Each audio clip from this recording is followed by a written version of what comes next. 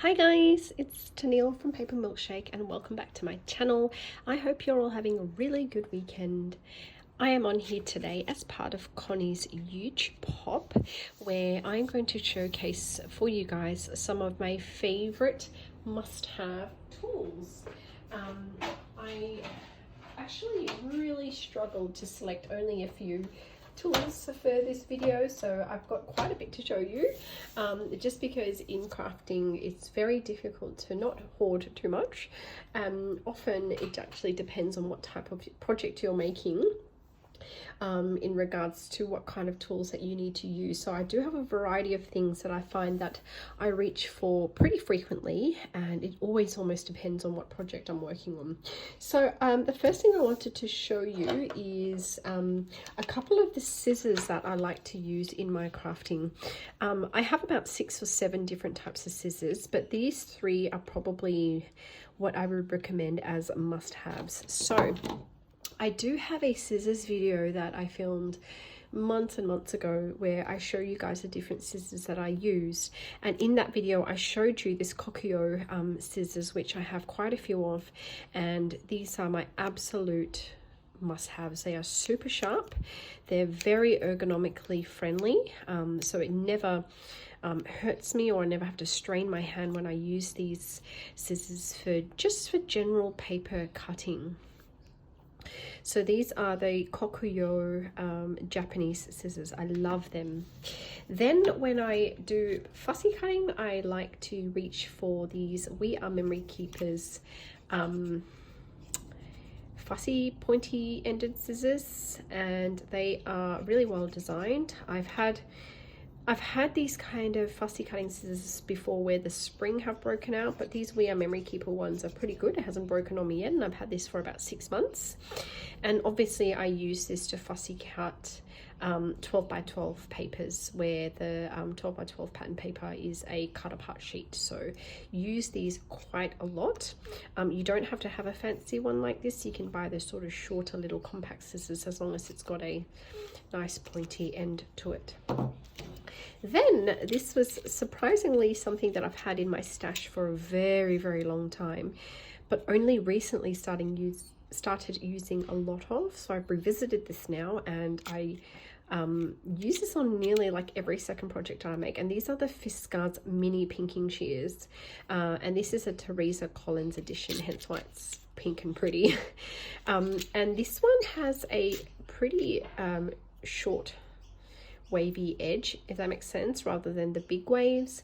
And I find these ones are good for the tops of treat bags, or for example, if you've got a cut apart sheet where you want your little cut aparts to look like stamps, these are really good pinking shears to get that edge. If I've got a sheet of paper, just a scrap piece of paper here, I will cut that and show you what that edge looks like. So if I was sort of doing a cut apart and I want it to sort of look like a postage stamp, then that's the edge that it gives me. So it's super cute. So those are the pinking shears. Those are the scissors that I wanted to show you as my favorite tools. Then we go into some crocodiles. So the 2 crocodiles that I reach for the most are both obviously We Are Memory Keepers as well. I'm not a brand ambassador or part of the design team or anything like that. It's just that I find We Are Memory Keepers make a lot of tools that are specifically for crafters. So, and I'm finding that with their crocodiles, they're really good heavy duty quality dials. I've never had any quality issues with these. Whereas some of their scissors, not this one so much, but some of the other sort of scissors and tools sometimes sort of break apart when it's made out of that kind of cheap plastic.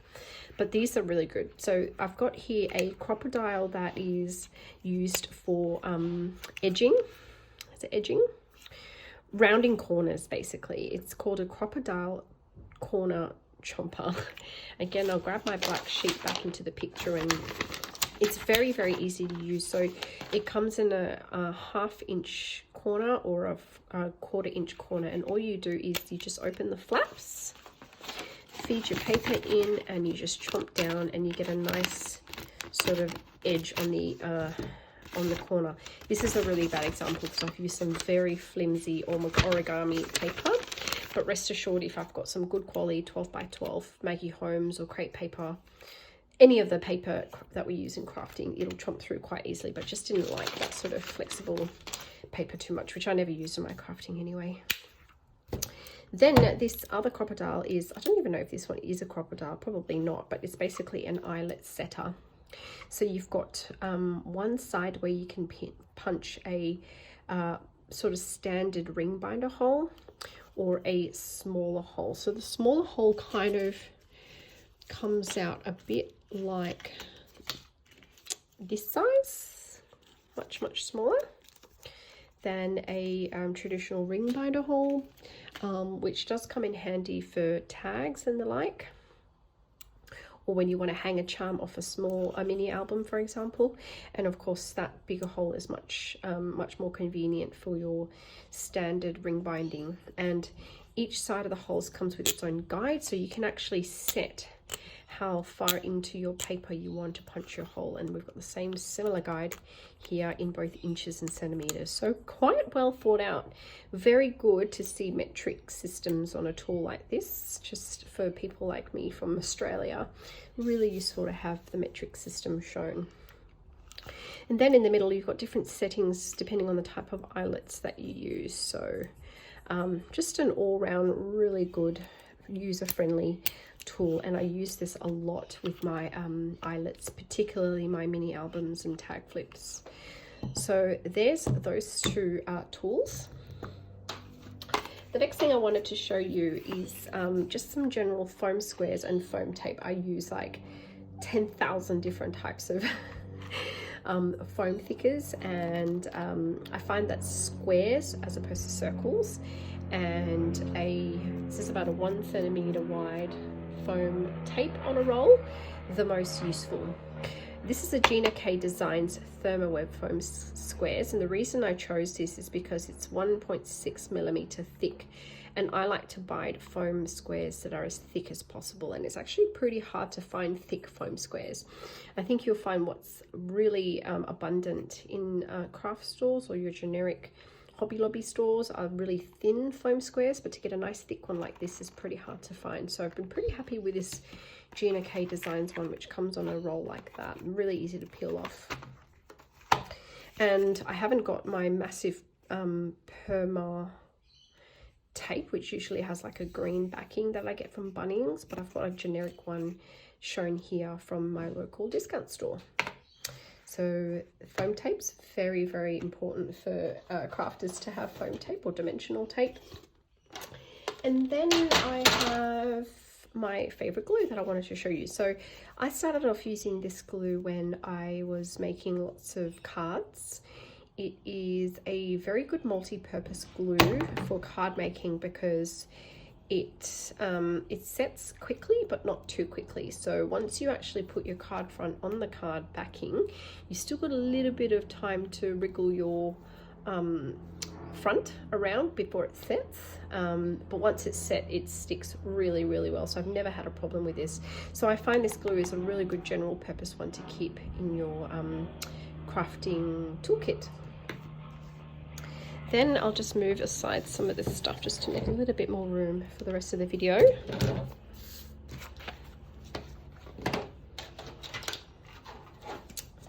Two types of paper cutters. One is a generic old one that no longer cuts very well, and I'll explain why I keep that handy. And then one that cuts really well, and this one is a Martha Stewart paper cutter that I use. Both have their pros and cons, and both serve very different purposes for me. So this one here is a generic one that I've had for quite a while.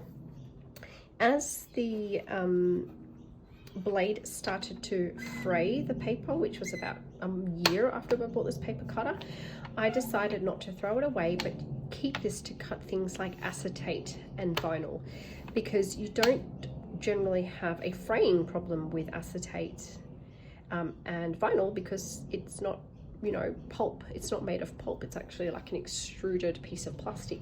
So you don't have a problem with fraying. A bluntish blade like this does the trick. But you don't want to use your favorite paper cutter for those vinyl or acetate sheets, because it'll ruin the blade on your paper cutter. So what I did was I kept an old one, and I exclusively use this for non-paper cutting, if that makes sense. So that's what this one is for. For my better cut paper cutter, I use this Martha Stewart one if I want a perfectly clean edge, and I will never ever put acrylic or vinyl or acetate or my mylar paper through this, because it'll just ruin the blade. I do like this paper cutter, but it does have a couple of limitations. I do find that it cuts nice and clean and just cuts like butter on single sheets, but it won't cut very well if you do 3 sheets or more. So I generally only use this for 1 or 2 sheets worth of cutting. And the other con is this does slide off fairly easily, so a bit of a safety hazard, to be honest, but just make sure you keep a nice sort of firm grip on it, and it otherwise works really well. It does pull out so you can set your 12 by 12 paper on this to do your cutting, so that's really handy to have. And it's pretty compact, to be honest. I have no idea what this is. I just realized there's actually a compartment behind here. Wow. What on earth do these guys do? I actually have no idea what that little compartment is for. I don't think it's for leaning, no, so it must be just a little storage compartment for spare blades and the like. I'm not really sure, but interesting. Only just discovered that. So paper cutters always have a crappy one to cut your non-paper products and a good one to cut only paper. I will even use this for cardboard sometimes if it's too thick to feed through here. Very last thing I wanted to show you guys is my score pal. So invaluable for every crafter to have a scoreboard. It doesn't have to be a massive one like this. This is a score pal designed by Diana Crick. It can fit a 12 by 12 sheet inside of it, but if I had all the money in the world and I don't already hoard so many things in my craft room, I would have also purchased a smaller, like A6 one. But this does everything. It's just that storage wise, it's quite bulky. Now, what I didn't like about this score pal was the bone folder that came with it. It's really flimsy, and I would run it down and it would sort of just skip sometimes. Like it'll just go across to another line, which I just didn't find very helpful at all. So instead I used my own Adhesives bone folder, and this one's got a nice sort of sharp-ish edge, and whilst it doesn't fit in the little holder there, I just keep them sort of nearby each other, and I have no problems. Ever since switching over to this Adhesives bone folder, I've not had any problems putting in score lines, even when they're score lines that are very close to each other, as you do when you make rosettes, for example. That's everything, guys. Thank you for watching my video. I have linked everyone else who is in this YouTube hop in the description bar below. Please go and support their channels. If you liked this video, please hit like and subscribe, and I would love to hear from you in the comments below what tools you like to reach for and has served their purpose for you. What are your must-haves? Do let me know, and I will come and check out your channel as well. Thank you all for watching. See you all later. Bye, guys.